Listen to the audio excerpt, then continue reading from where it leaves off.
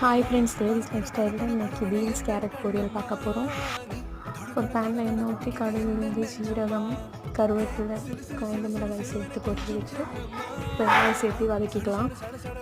எல்லாம் நல்லா வதங்குவாங்கன்னு கட் பண்ணி வச்ச பீன்ஸ் கேரட் எல்லாம் சேர்த்து நல்லா வதக்கிக்கலாம்.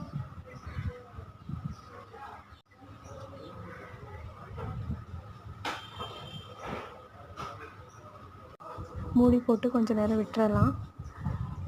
இப்போ ஓப்பன் பண்ணி ஒரு வாட்டி நல்லா மிக்ஸ் பண்ணிவிட்டு உப்பு, மஞ்சள் தூள் சேர்த்து நல்லா ஒரு வாட்டி மிக்ஸ் பண்ணிக்கலாம்.